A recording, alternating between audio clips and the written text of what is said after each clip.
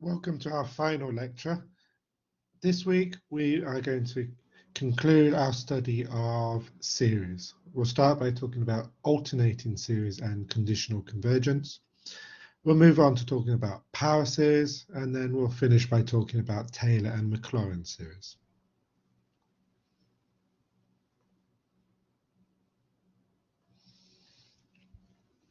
First, let's talk about sequences which look like this. Here, each AN is a positive number. So then it's positive number minus a positive number, plus a positive number minus a positive number. The series goes positive, negative, positive, negative, positive, negative. So for example, 1 minus a half, plus a third, minus a quarter, plus a fifth, and so on. 1 minus 2 plus 4 minus 8 plus 16 minus 32 plus etc. 4 minus 2 plus 1 minus a half plus a quarter minus 1 8 plus 1 over 16, etc. Always positive, then negative, then positive, then negative, then positive, then negative. We have a test for series like this. The alternating series test. We need three things to be satisfied. We need that AN is always strictly positive. We need that AN is a decreasing sequence. And we need to have that AN is a null sequence. We need that AN tends to 0 as N tends to infinity. If all of these three are satisfied, then the theorem tells us that the alternating series converges.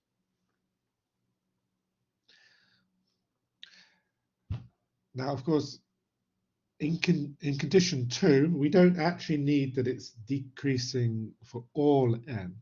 We only need that the end of the sequence is decreasing. Remember, when we're talking about sequences and series, we don't care what happens at the start. We only care about what happens at the end of the sequence. So instead of saying we need to have AN is greater than or equal to AN plus 1 for all n, actually, we only need this to be true after some number capital F.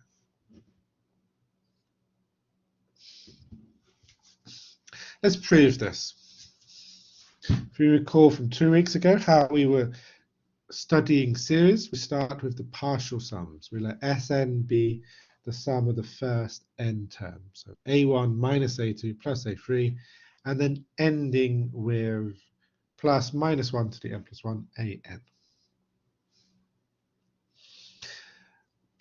I actually always want to end on a negative term. So I'm only going to be looking at even numbers. I'm going to be looking at S2n, because 2n is always an even.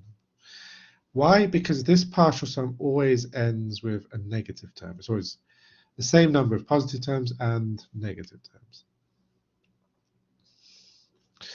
And then Sn plus 1 minus Sn.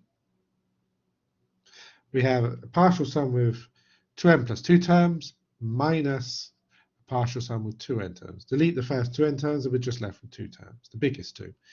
A2n plus 1 minus A2n plus 2. And because AN is a decreasing sequence, this must be strictly positive. A2n plus 1 must be bigger than A2n plus 2. That tells us that the sequence S2n is increasing. Moreover, because AN is positive and decreasing, if we group the terms like this, group 2 with 3, group 4 with 5, and so on, A1 is a positive number. Because A2 is bigger than A3, that means A2 minus A3 is positive, so minus A2n minus B3 is negative, it's less than 0.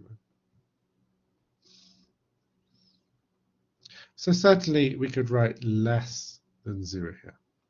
And that's in fact true for all of the orange terms. All of these orange terms, or minus the orange term, is smaller than 0. And remember, the sequence is positive, so this green term at the end is also smaller than 0. Minus a positive number is smaller than 0. So a2n is always less than or equal to a1. So S2n is bounded above. I've shown two things. S2n is increasing, S2n is bounded above. What do we know about sequences which are increasing and bounded above? Increasing and bounded above implies convergent. We did that many, many times in the last lesson.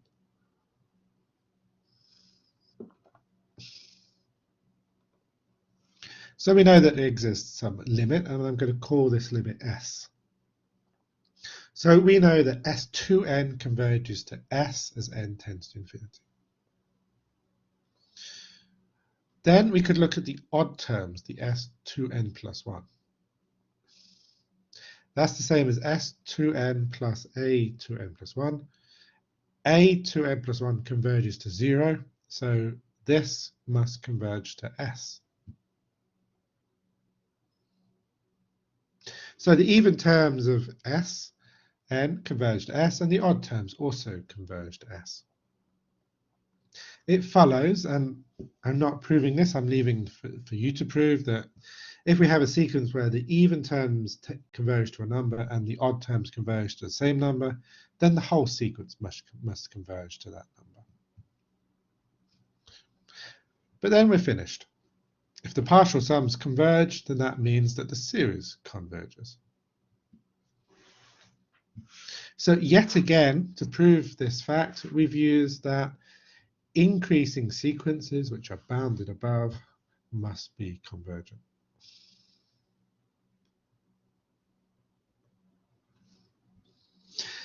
Now, let me remind you of the divergence test from last time.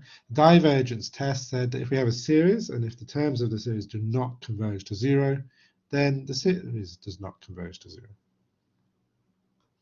If an does not converge to 0, then minus 1 to the power n plus 1, an does not converge to 0. So this alternating series must diverge by the divergence test.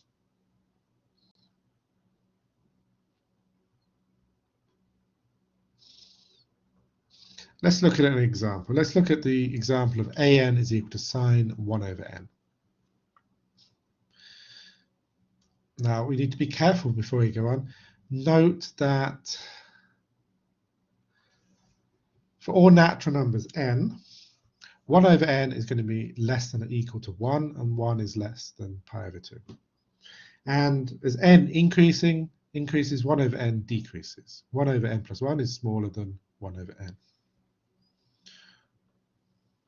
So that means we're always going to be between 0 and pi over 2. That tells us, if you think about the graph of sine,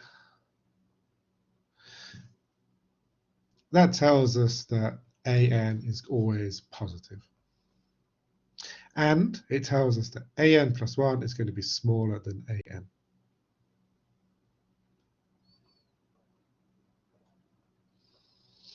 Okay, so we have a decreasing sequence of positive numbers.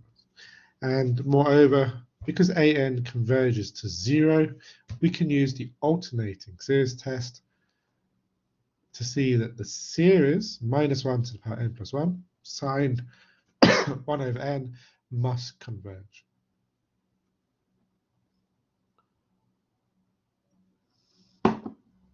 What about cos 1 over n? What if instead of sine here I had cos? Does that converge or sorry, does that converge or diverge? Cos 1 over n converges to 1 and does not converge to 0, so by the divergence test, this alternating series must diverge. Next example. What about if our function is sine squared of 1 over n? So minus the series, minus 1 to the power n plus 1, sine squared 1 over n. Does this converge or diverge? Well, let's let an be sine squared 1 over n. What do we know about this? We know that this is decreasing, we know this is always positive, and we know that the limit is equal to 0. What does that tell us?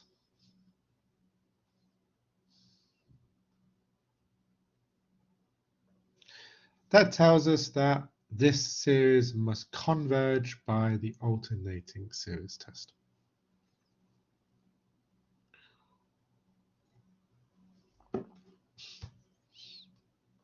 If we give you any questions like this in the final exam, and if you want to use a test to show that it converges or diverges, make sure you write by the something test in your answer.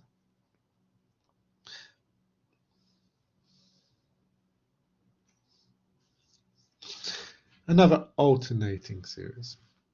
The series of minus 1 to the power n plus 1, 10n divided by n squared plus 16. Does this converge or diverge?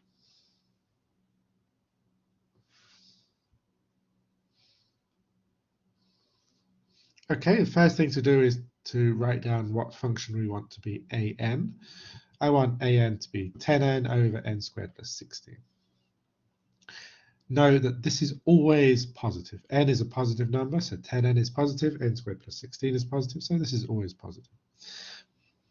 Moreover, note that this sequence converges to 0. This is a null sequence. So that's two of the properties done. To use the alternating series test, we need to show three things: that the sequence is always positive, that the sequence converges to 0, and that the sequence is decreasing. We've done two of those, but we also need to show that the sequence is decreasing.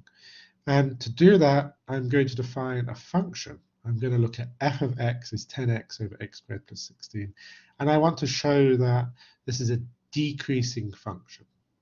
If f is a decreasing function, then an must be a decreasing sequence. How can I show that a function is decreasing? I can differentiate it.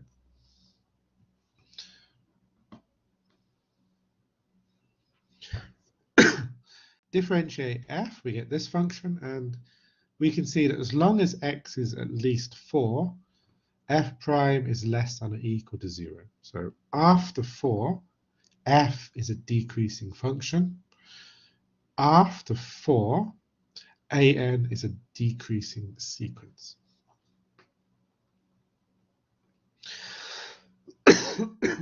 Our sequence an actually looks like this. And let me remind you, we don't care what happens at the start of a sequence. We only care what happens at the end of it.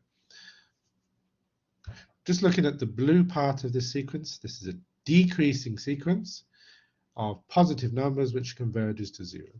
So by the alternating series test, and I forgot to write that here, I would lose points in the exam.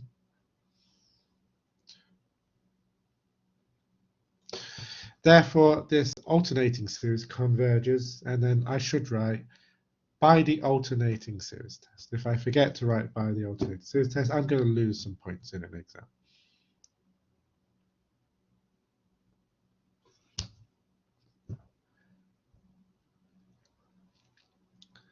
If a series is convergent, but it's not absolutely convergent, then we say it's conditionally convergent. Let me remind you about absolute convergence, which we talked about last time. If we can add absolute values in around the AK, and if the series still converges, then we say it's absolutely convergent. It's possible that we can have a series which converges, but after we put the absolute value signs in, it's no longer convergent. If that's true, then we say it's conditionally convergent, or we say that the series converges conditionally.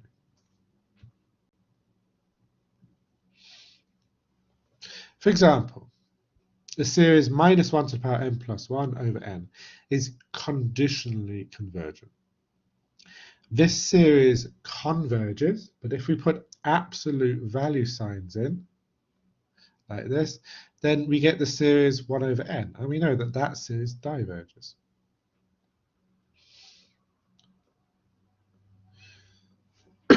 The second example on this slide, this series converges. If we put absolute value signs in, then the -1 disappears and we just end up with 1 divided by n squared, and that converges. So this is absolutely convergent.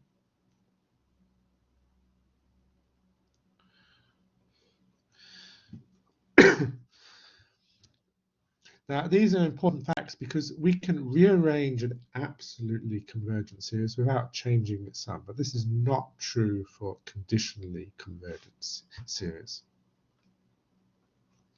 For example, and I'm not going to do all of the details here, I'll refer you to page 99 of Mary Hart's book if you want the details. It's possible to show that 1 minus a half plus a third minus a quarter plus a fifth minus a sixth, etc., is equal to the natural logarithm of 2. But if we rearrange the terms like this, we do 4 positive terms and then 1 negative term, and then the next 4 positive terms and then 1 negative term. Then it's possible to show that we get the natural logarithm of 4. This is a conditionally convergent series where if we rearrange the terms, we can end up with a different value for the sum.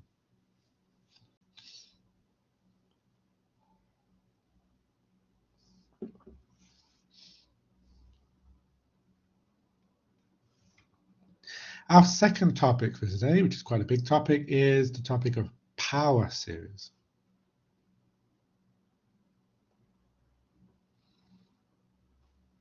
If AN is a sequence, then the series AN, x minus c to the power n, is a power series, and this is a function of x.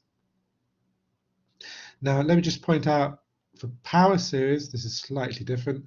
Instead of starting at 1, we're going to be starting at 0.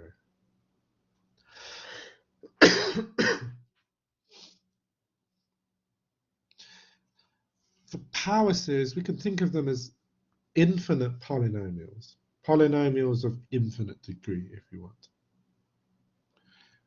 These are power series. 1 plus 2x plus 3x squared plus 4x cubed plus 5x power 4 plus ... That's a function. It's a function of x. I can write that either as the sum starting at n equal to 1 of n x to the power n plus 1, or I prefer to write it as a series starting at n equal to 0. Then it's the series of n plus 1 multiplied by x to the power n. Another power series. 1 plus x squared plus x cubed plus x to the power 4 plus ...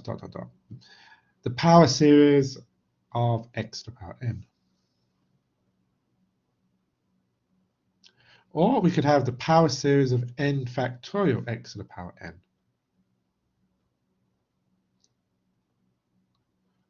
That's the power series 1 plus x plus 2x squared plus 3x cubed plus 24x power 4, and so on. These are like polynomials which are infinite, polynomials of infinite degree, if you want.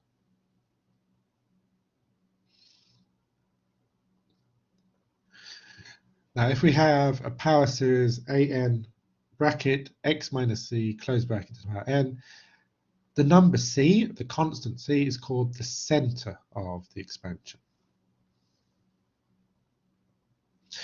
To make things easier, I'm going to start by looking at power series where c is equal to 0. So to start with, we're going to be talking about power series an x to the power n. And then later, we'll look at power series which have c not equal to 0.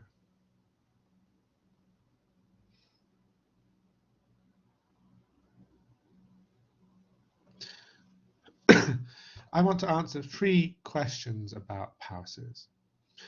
Question 1, how does a power series behave? Question 2, does this behavior depend on x? And question 3, is it possible for a power series to converge for some x, but diverge for other x?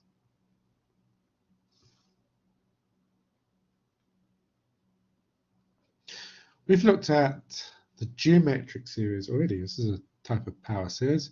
And let me remind you, this geometric series converges if the absolute value of x is strictly less than 1, and it diverges if the absolute value of x is greater than or equal to 1. And we had a formula for the sum if the absolute value of x was less than 1. The sum was equal to 1 over 1 minus x. I want to show you some pictures of this function, some graphs. I've written our power series in the yellow box at the top, and here I'm plotting 1 over 1 minus x in red, and in blue I'm just doing the first part of the power series, so just 1. And then next I want to look at the first two terms, the 1 plus x. And then I'm going to look at the first three terms, 1 plus x squared. And then the first four terms, 1 plus x squared plus x cubed.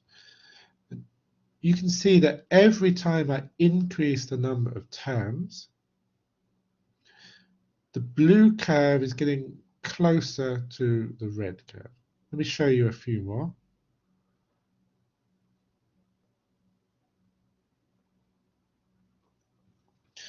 Here we have the first 7 terms, from 1 all the way up to x to the power 6. And at least close to 0, so round about here, these two curves are very close together. I think we can understand now that this power series converges to 1 over 1 minus x. Let's look at another one. Consider the power series x to the power n over n factorial. What can we say about this? Well, the easiest value of x is just x is equal to 0, because then the power series is just 1 plus 0 plus 0 plus 0 plus 0 plus 0. And that's just equal to 1. That's convergent.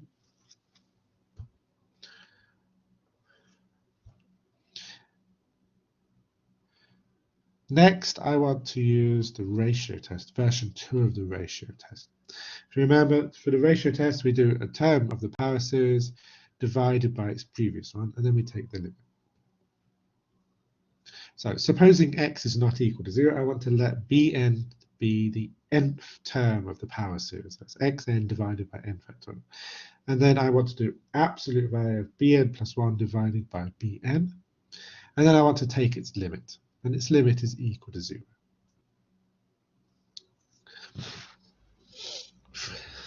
Look back in your textbook or open the slides from the last lecture, find the ratio test volume 2, version 2, and you will see that this proves that this power series must be absolutely convergent.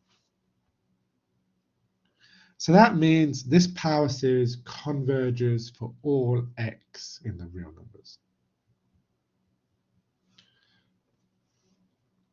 Next one, the power series of n factorial x to the power n. Let's look at x equal to 0 first, because that's the easiest one. We just get 1 plus 0 plus 0 plus 0 plus 0 plus 0. And that's convergent. What about if x is not 0? Then again, I want to let Bn be n factorial, x to the power n, and here I want to let t be equal to 1 over x.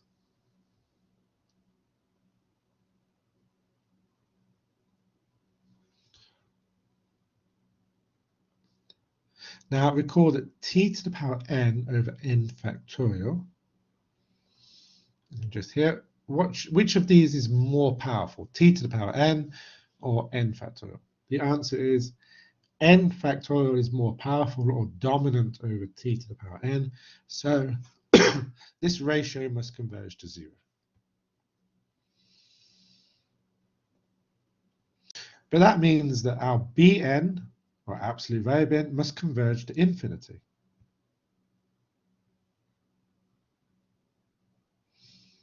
So the absolute value of Bn does not converge to 0 as n tends to infinity, so we can use the divergence test. If we have a series where the terms of the series do not converge to 0,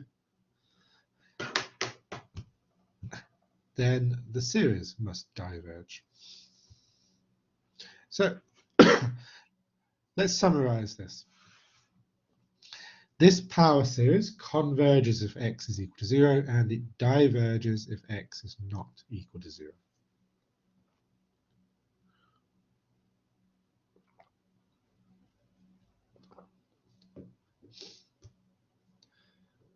Next one. N multiplied by x to the power n minus 1.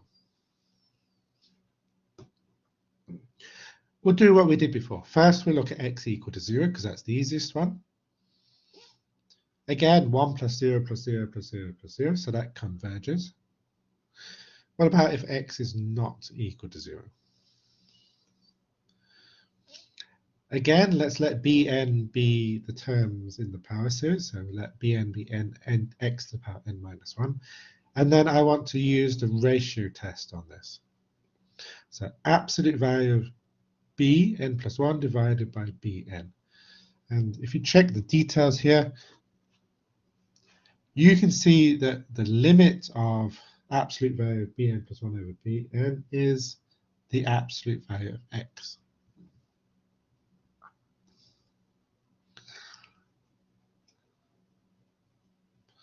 What does the ratio test say? The ratio test says if the limit is less than 1, then the series converges. If the limit is bigger than 1, then the series diverges.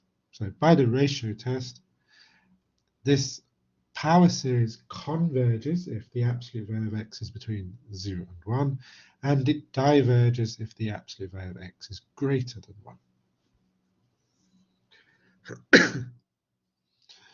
There's one more case we haven't done yet.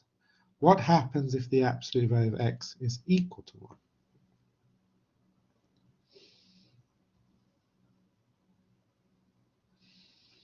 Well, then the absolute value of n, x to the power n minus 1 is just n. And that means that n, x to the power n plus 1, does not converge to 0, as n tends to infinity. So we can use the divergence test to say that the series of Bn diverges if the absolute value of x is equal to 1. Let's put these all together. We have found that our power series converges if the absolute value of x is less than 1, and it diverges if the absolute value of x is greater than or equal to 1.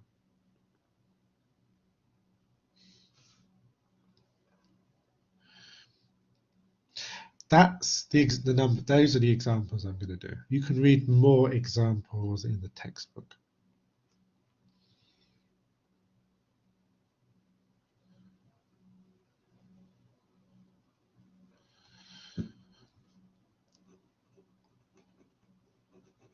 Now, we've seen that the power series x to the power n converges if the absolute value of x is less than 1 and diverges of x. If we differentiate each term, and I haven't said if we're allowed to do this or not, what we get is 0 plus 1 plus 2x plus 3x squared, etc. And this also converges for absolute value of x less than 1 and diverges for other x. That's interesting. Are we allowed to differentiate a power series term by term like this?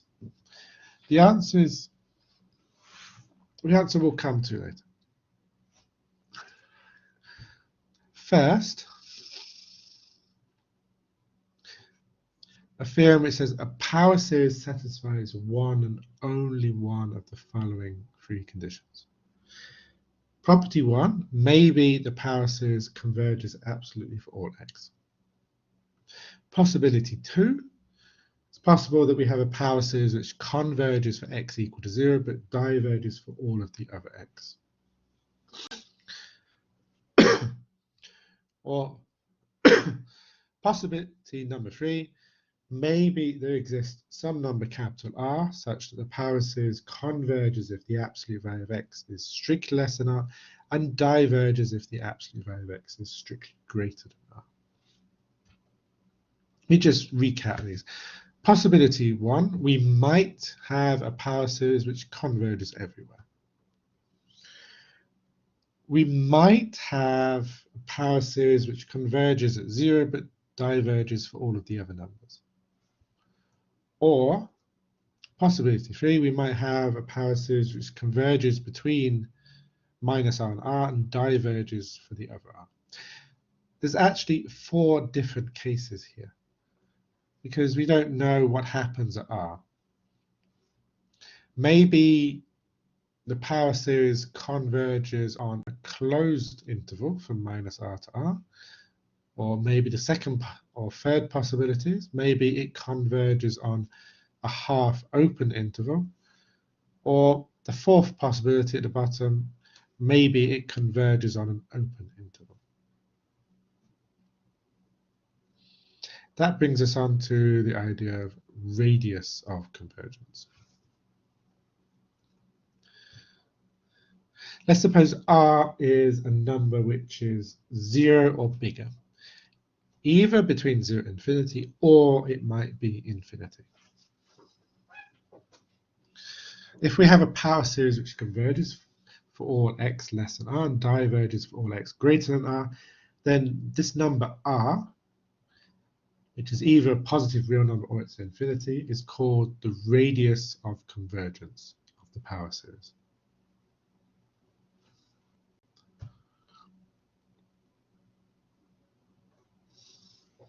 If r is infinity, for example, then we could say that our power series has infinite radius of convergence. That means that the power series converges for all x. If r is equal to 0, then we have a power series with 0 radius of convergence. That means we're in case 2, the power series converges if x is 0 and it diverges for all of the other x.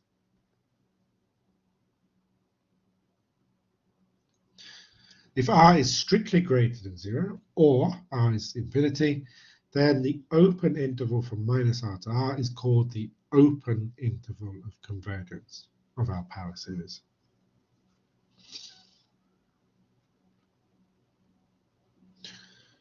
Okay, but is there an easy way to find r?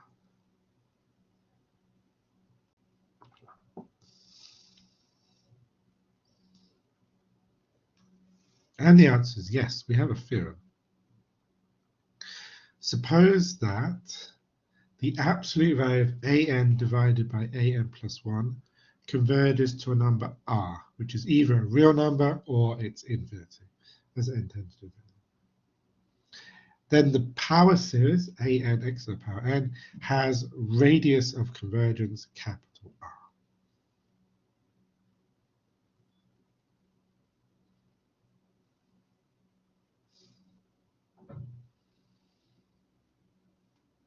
Now I need to make some remarks about this.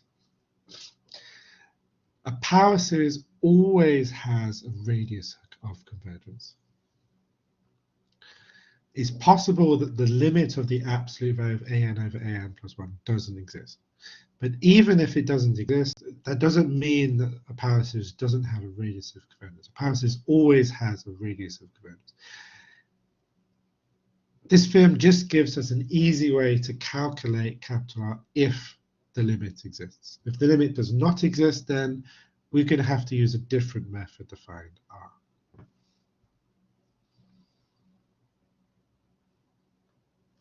One more thing, please never, never, never forget that you need to put absolute values in this theorem. If you forget those, you can end up with a negative number. You could be writing down that you've got negative radius of convergence, and that's nonsense. You'll end up not getting many points in the exam if you forget to use absolute value signs here. One more thing I want to point out, the ratio test version 2 used absolute value of an plus 1 divided by an. But this theorem turns it upside down. This theorem uses the absolute value of an divided by an plus 1. Don't get these mixed up.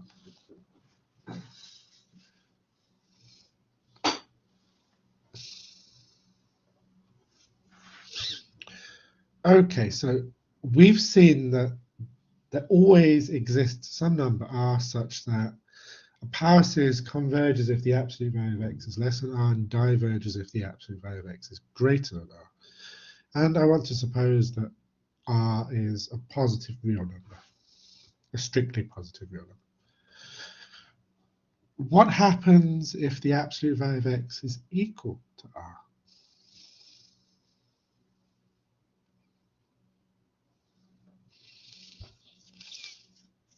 Let's start with this one. The power series x to the power n. This is a geometric series. Here we have an equal to 1 for all n. The absolute value of an divided by an plus 1 is 1. Take the limit of 1, we get 1. So that means the radius of convergence must be r equal to 1. So straight away, the power series converges if the absolute value of x is less than 1, and it diverges if the absolute value of x is greater than 1. So the picture looks something like this. We have the open interval of convergence between -1 and 1. It diverges between 1 and infinity, and it diverges between -infinity and -1. But what happens at -1? What happens at 1? Well, we've looked at this previously, and we've also seen previously that this power series diverges at 1 and it diverges at -1. So for this power series, we have divergence when x is plus r and divergence when x is equal to -r. What about xn to the divided by n plus 1? Now here, an is 1 divided by n plus 1.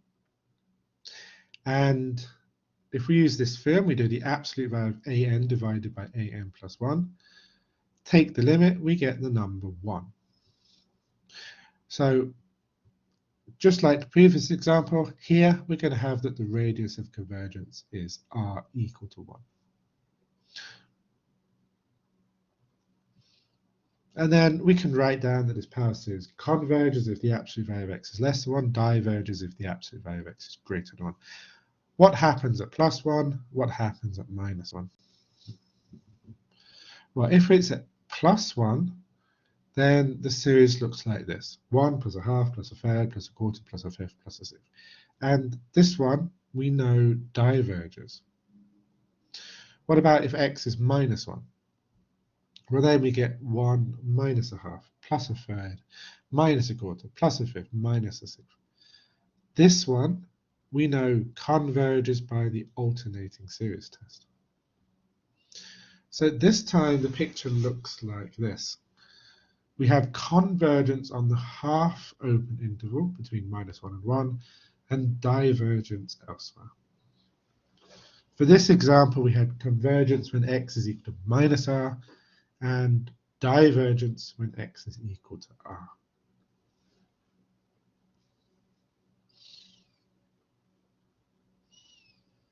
Let's move on.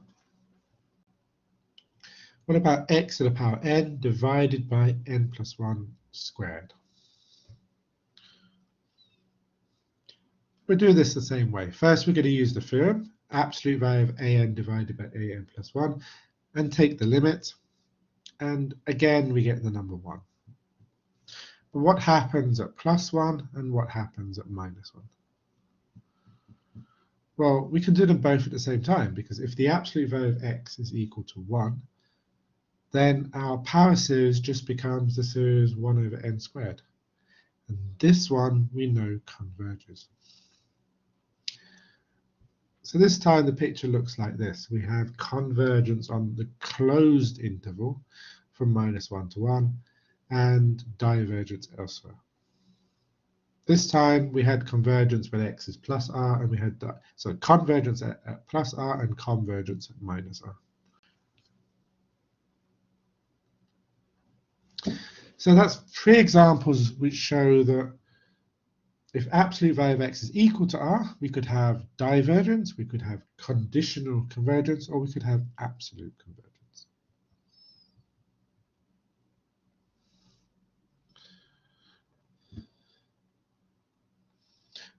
The power series minus 2 to the power n, x to the power n. If we do absolute value of an over an plus 1, we get a half, and the limit of a half is a half. So this time we have radius of convergence r is equal to a half. The open interval of convergence is the open interval from minus a half to a half.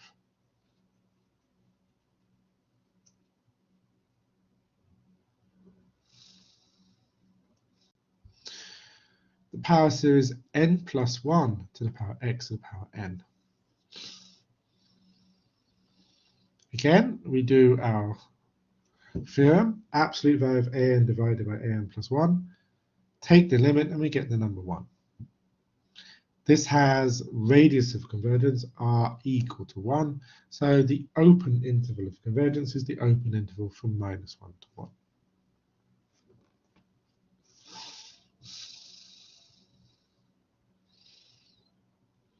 Another example. The power series cosh n x to the power n. And I'm just going to remind you to form it at the top. Cosh x is e to the power x plus e to the power minus x over 2. When we do an divided by an plus 1, these 2's on the bottom are going to cancel out, and we're going to end up with e to the power n plus e to the power minus n on the top, and then the same thing on the bottom, but with n plus 1 instead of n. And when we take the limit of this, we get 1 divided by e. So this power series has radius of convergence 1 divided by e. This power series has open interval of convergence minus 1 over e to 1 over e.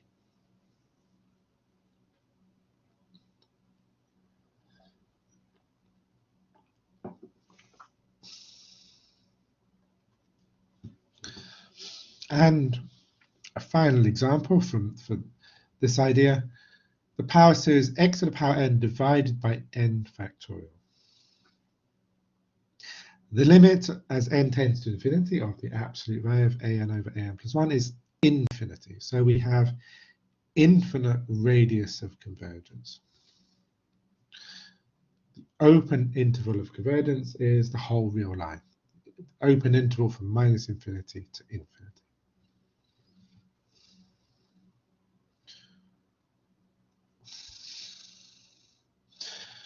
I briefly talked about this earlier. I asked, are we allowed to differentiate term by term?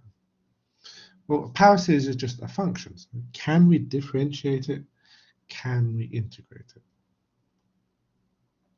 And the answer is yes, as long as we are inside the radius of convergence.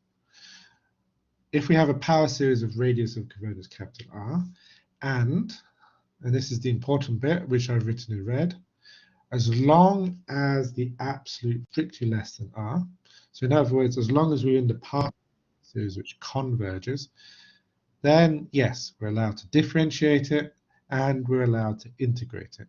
And we can differentiate and integrate it term by terms. We can swap the positions of derivative and sum. We can swap the positions of integral and sum, as long as the absolute value of x is less than r. An example from the book.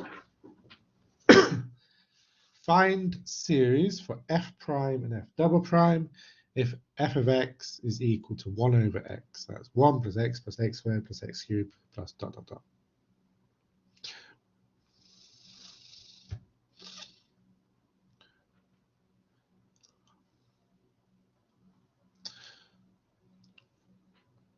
Now, as long as we are between minus 1 and 1, we can differentiate this term by term. The derivative of 1 is 0. The derivative of x is 1.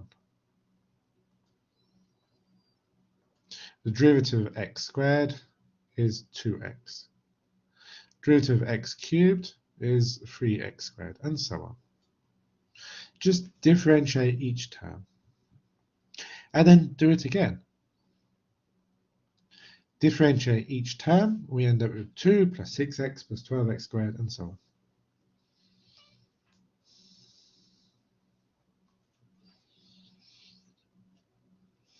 The series 1 over 1 plus t, that's 1 minus t, plus t squared minus t cubed plus dot dot dot, converges if t is between minus 1 and 1. That means we can integrate it there. And we can integrate it term by term. That means the integral of 1 over 1 plus t, which is equal to the natural log of 1 plus x, must be x minus x squared over 2 plus x cubed over 3, and so on. As long as we are within the radius of convergence, we can integrate each term.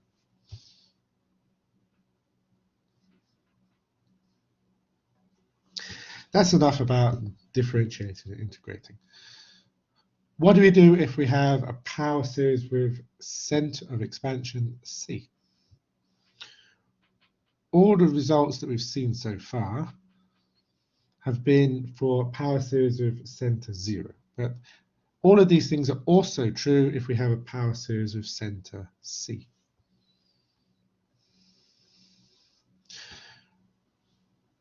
So for example, the power series x to the power n has radius of convergence 1. So that means the power series x minus c to the power n also has radius of convergence 1. So the first one converges absolutely for all absolute value of x minus 1. That means that the second one converges absolutely for all absolute value of x minus c less than 1. So in other words, this second power series has open interval of convergence, c minus 1 to c plus 1.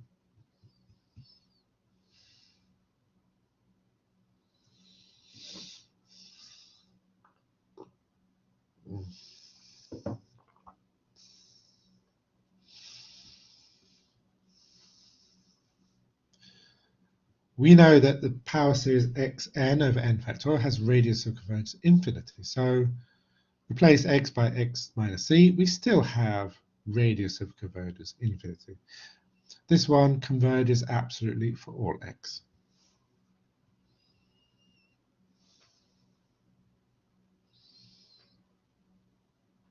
And one final example before I take a break.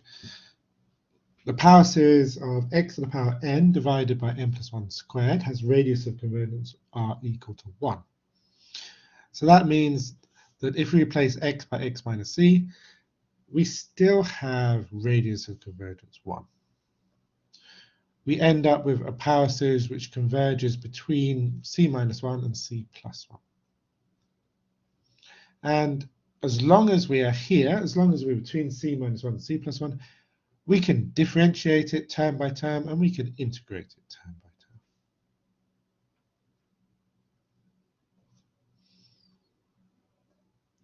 And this is a good place for me to take a break. Let's take a 10-minute break, and then we'll start again at 2:05.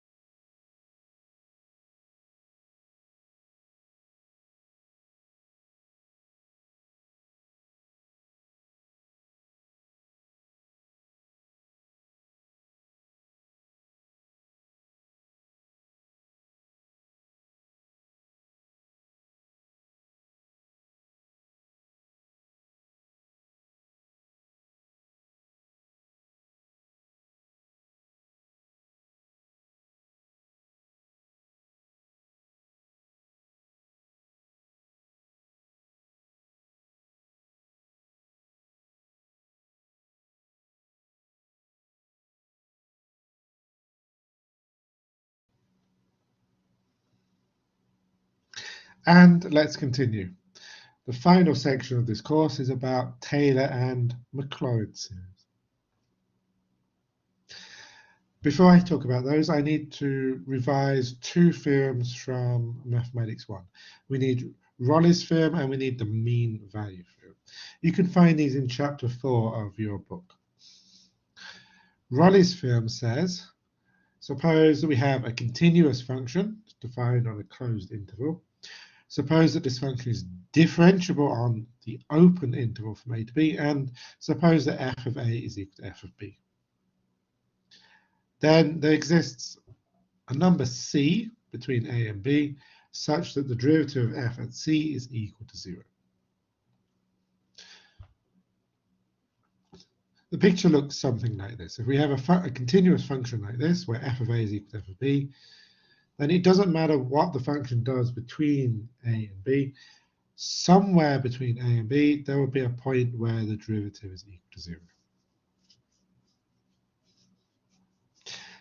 A slightly more advanced version of this is the mean value theorem. For the mean value theorem, we remove the condition that we have to have f of a equals f of b. So we just suppose that f is continuous on a closed interval and differentiable on an open interval. And then the mean value theorem says there exists some number c between a and b such that the derivative of f at c is f of b minus f of a divided by b minus a. The picture looks something like this. The dashed line in this picture has slope f of b minus f of a divided by b minus a. The theorem says somewhere between a and b, there's a point c where the slope of the blue curve is the same as the slope of the dashed line. Now we could rearrange this formula slightly. In other words, this says there exists some number c between a and b where we can write that f of b is equal to f of a plus f prime of c, b minus a. Now, the idea in this section is we're going to take this idea, but we're going to expand it to include more terms.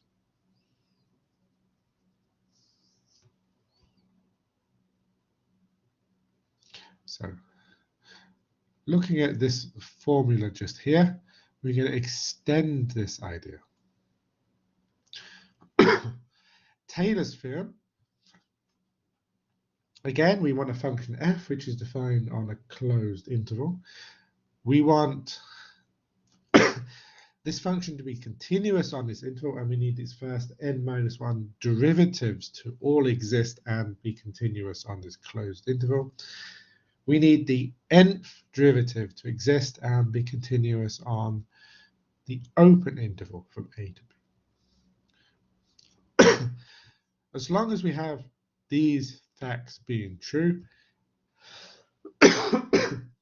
then Taylor's theorem says there exists some number c between a and b such that we can write this. We can write that f of b is f of a plus f prime of a, b minus a, plus f double prime of a over 2 factorial, b minus a squared plus dot dot dot, plus the n-1th derivative of f at a divided by n-1 factorial, b minus a to the power n-1, and then this extra orange term on the end, nth derivative of f, but this time at c over n factorial b minus a to the power n. Now, if we take this formula and if we replace b by x, we get this. Now, the black terms here, at least, looks like a power series centered at a.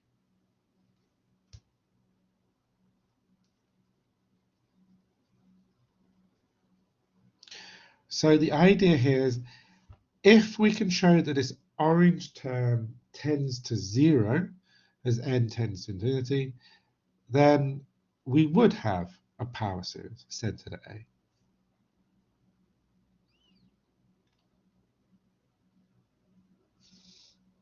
And if we can do that, if we can show that the orange terms tend to 0, and if we can obtain a power series, we have a series which is called the Taylor series of F with center A.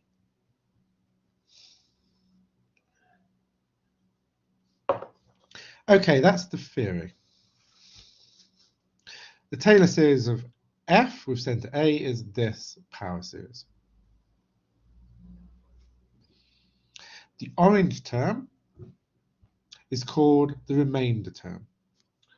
And we can see that the Taylor series converges to the function f if and only if this remainder series converges to 0 as n tends to infinity.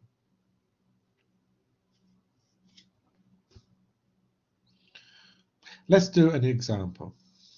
I've written the formula at the top in the orange box. Find the Taylor series for e to the power x centered at 0. So we have f of x is e to the power x. We know that we can differentiate this as many times as we want, and it's always continuous. We have center A equal to 0, and we're interested in what happens if x is not equal to 0. If x is 0, then we just get f of a is equal to f of a.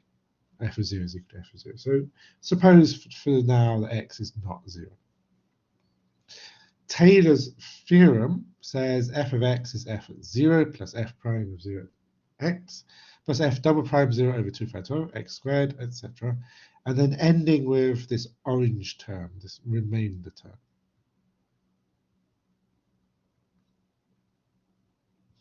And the orange term is calculated at c, where c is between 0 and x. So either 0 is less than c is less than x, or x is less than c less than 0, depending on if x is a positive number or a negative number. Let's start filling in some information here. Because the derivative of e to the x is just e to the x, it's easy to see that the kth derivative of f calculated at 0 is always equal to 1. Okay, so we can put that in. E to the power x must be f at 0 plus f double prime at 0x plus etc. Because all of these derivatives f at 0, 1, that's just 1 plus x squared over 2 factorial plus x cubed over 3 factorial, etc. All of the way up to x to the power n minus 1 over n minus 1 factorial. And then plus this remainder term, e to the power c over n factorial x to the power n. Does this remainder term converge to 0? Well, the answer is yes, because the absolute value of c is smaller than the absolute value of x. Remember, c is always between 0 and x. The absolute value of e to the power c over n factorial x to the power n is always between 0 and e to the power absolute value of x to the power n over n factorial. And that converges to 0 as n tends to infinity, because n factorial is more powerful than a number to the power n.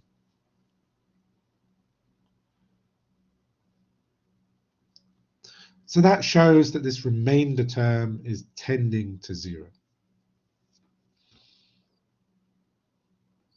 So we have a Taylor series.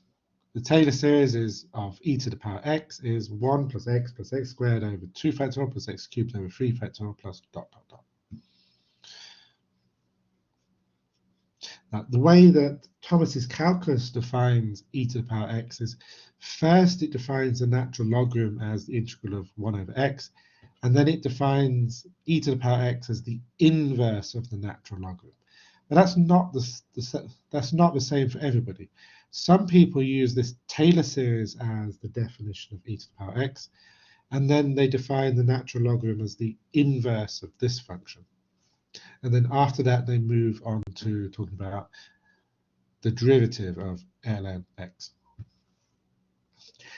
Let me show you some graphs of this power series. I've written this power series, this Taylor series at the top in the yellow box. And here I'm plotting e to the power x in red. And in blue, I'm just plotting the first term of the Taylor series. So the blue line is just y equal to 1. And then I want to do the first two terms. I want to do y is equal to 1 plus x. And then the first three terms. And we can see that the blue curve is getting closer to the red curve. Let's increase the number of terms to 4 terms, and then 5 terms, and then 6 terms, and then 7 terms. And once we get to 7 terms, at least here, at least on this part of the graph, the blue curve is very, very close to the red curve. I think we can believe from these pictures that this Taylor series is converging to e to the power x. Let's do another example. Find the Taylor series for sine x centered at 0. So now we have the function f of x is sine x. All of the derivatives of this exist, and they're all continuous. Our center is a equal to 0, and we're going to suppose that x is not equal to 0. We need to do 3 things. We need to find a formula for the kth derivative of f. We need to show that the remainder term tends to 0. And we need to calculate the value of the kth derivative of f at 0.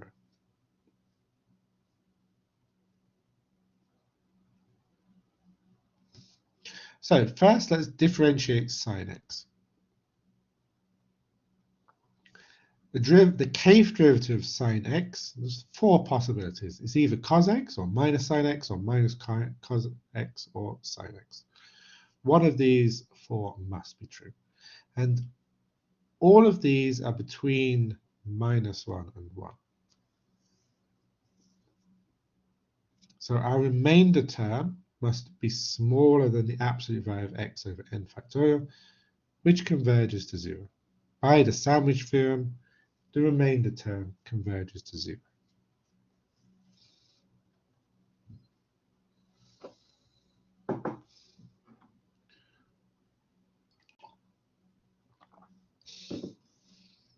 That's the first 2 things done. We need to calculate the value of the kth derivative of sine x at 0.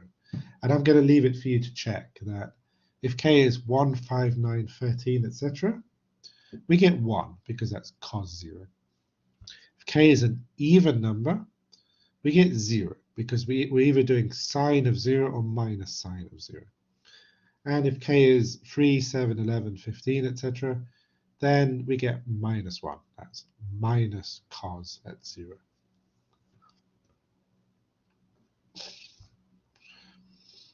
Now we have enough information to write down the Taylor series. We use the formula at the top.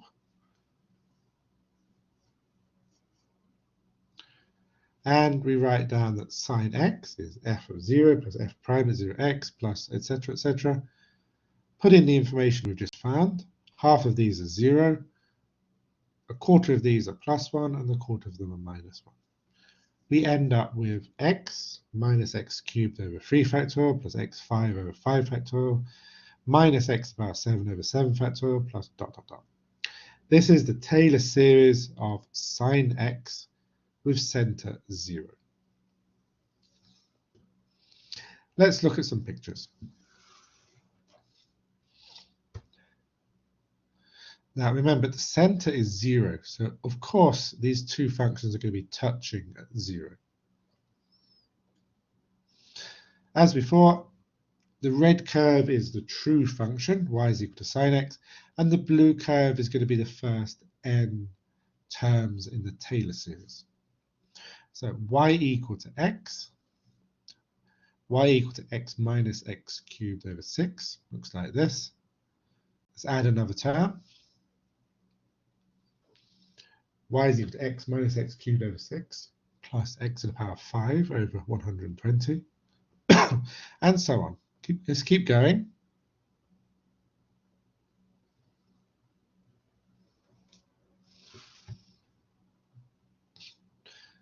These are pretty close, at least between minus pi and pi.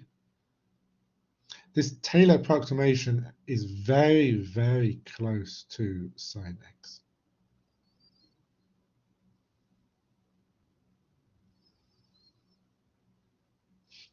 If we increased our number of terms, we would get closer and closer to sine x on a larger interval.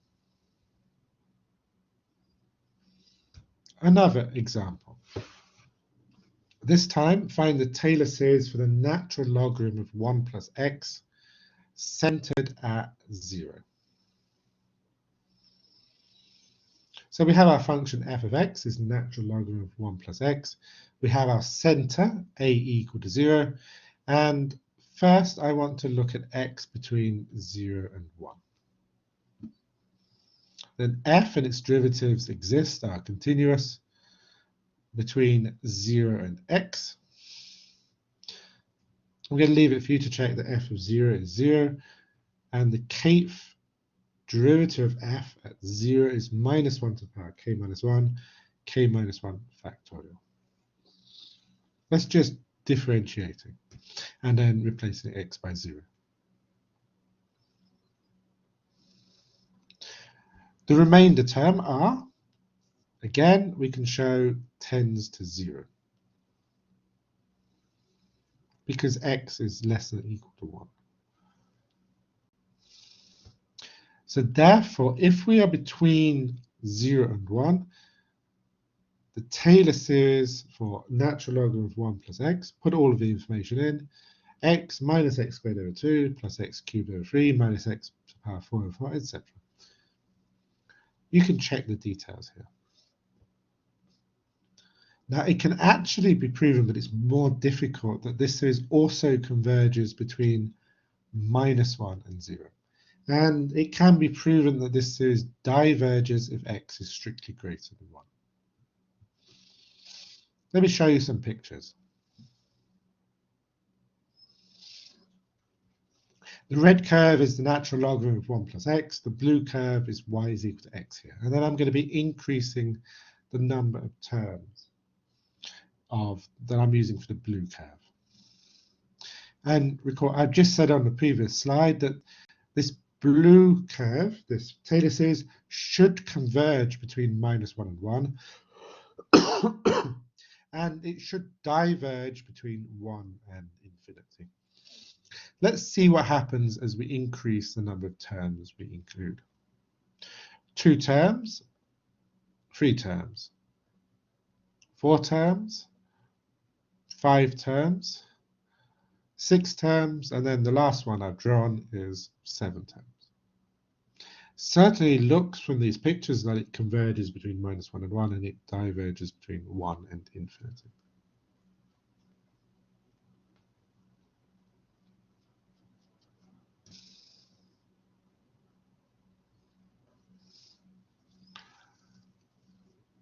We can do a substitution. We can replace x plus 1 by y, and then we would get the Taylor series for ln y, this time with center a equal to 1. This one converges for all y between 0 and 2, and it diverges for y bigger than 2.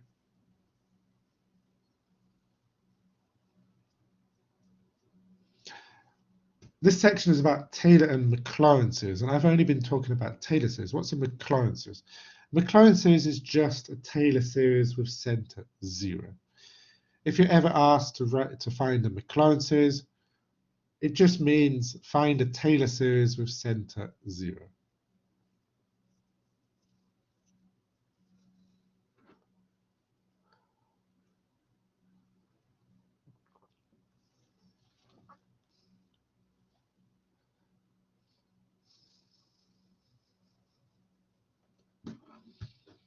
So, for example, calculate the Maclaurin series for f of x is equal to sine x. That's just the same as saying calculate the Taylor series for f of x is equal to sine x centered at 0. So let's do that. Because the derivative of sine is cosh and the derivative of cosh is sine, we know that the nth derivative of x must either be sine x or cosh x. Let me just show you the graphs of these functions. These are the graphs of cosh x, sine x, and minus cosh x. And we can see here that sine x is always between minus cosh x and cosh x.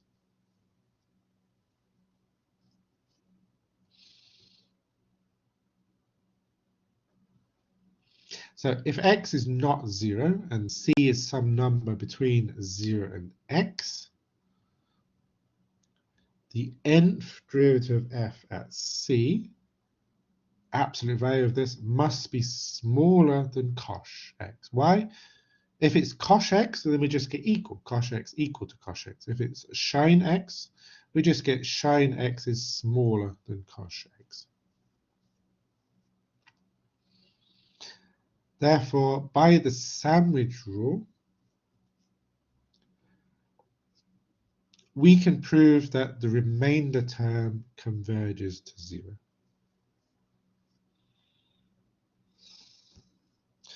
Let me just talk here. X is a constant, so cosh x is a constant. Absolute value of x is a constant. So really it's constant to the power n divided by n factorial. Which is more powerful, constant to the power n or n factorial? The answer is that n factorial is more powerful than constant to the power n. So this just converges to 0. So our remainder term converges to 0, and we have a Taylor series, we have a Maclaurin series.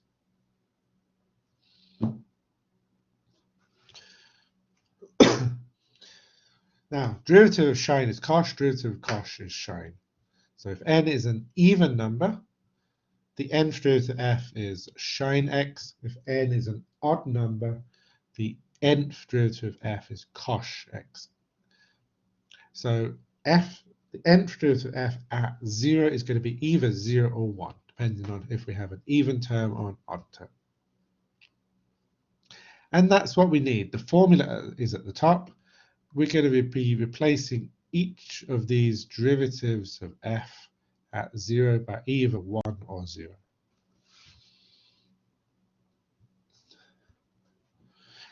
We end up with the answer. The Maclaurin series for sine x, or the Taylor series for sine x centered at 0, is x plus x cubed over 3 factorial plus x to the power 5 over 5 factorial plus x to the power 7 over 7 factorial, etc. It's time for some pictures.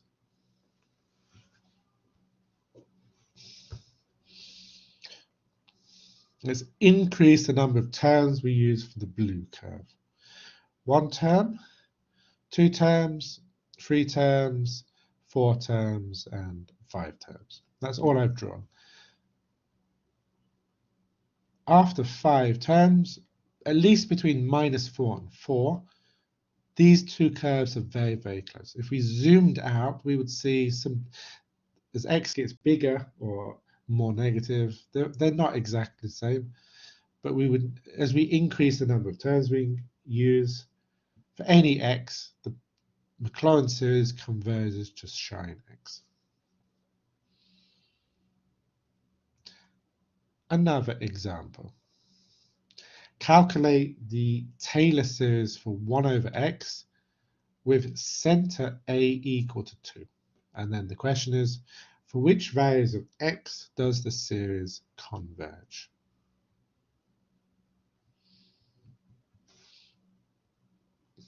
Okay, so what do we need? We need the derivatives of f calculated at 2.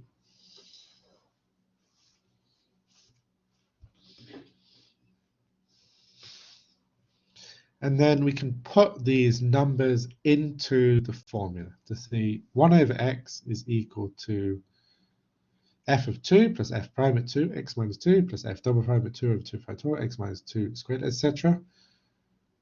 That's a half minus x minus 2 over 4 plus x minus 2 squared over 8, etc.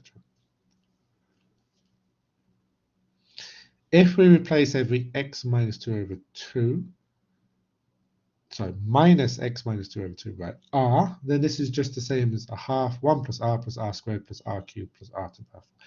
And that's a geometric series. We know when geometric series converge and when they diverge. We know that it converges absolutely if the absolute value of r is less than 1, and it diverges diverges if the absolute value of x absolute value of r is bigger than 1. So that means that this Taylor series converges for x between 0 and 4. Why just put this equal to 1, rearrange it, or this equal to minus 1, rearrange it, and we get 0 or 4. Let's finish with some pictures. The red curve is 1 over x, and the blue curve is going to be the first n terms of our Taylor series.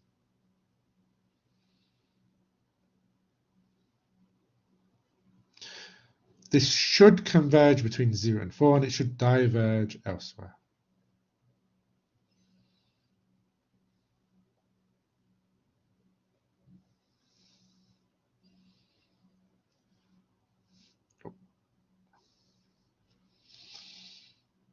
Using 6 terms, we can see that at least between 1 and 3, the blue curve is very, very close to the red curve. And it looks like between 0 and 4, the blue curve is getting closer and closer to the red curve. But for other value of x, for x less than 0 or x bigger than 4, the blue curve is not getting close to the red curve.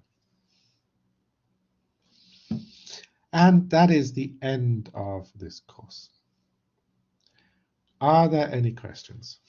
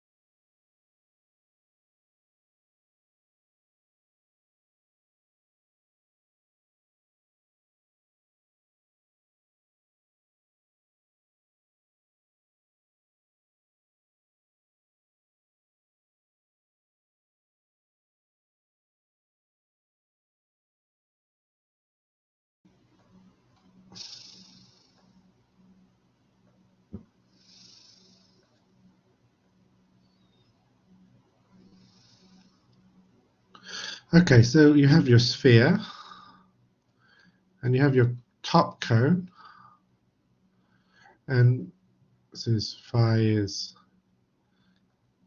pi over 3. We change color, and you have your bottom cone, phi is 2 pi over 3. And then we're asked to calculate the volume of the part of the sphere which is between these. So we're calculating the volume of this red part, right?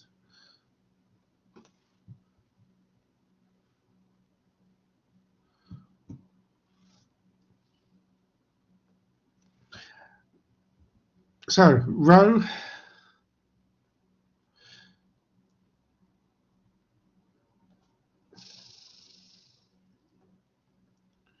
would need to be between 0 and a because the sphere has radius a.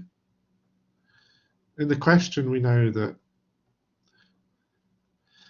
phi is going to be between pi over 3 and 2 pi over 3. And theta, it can be any angle because we have the whole sphere. So theta must be between 0 and 2 pi, all of the theta in a circle.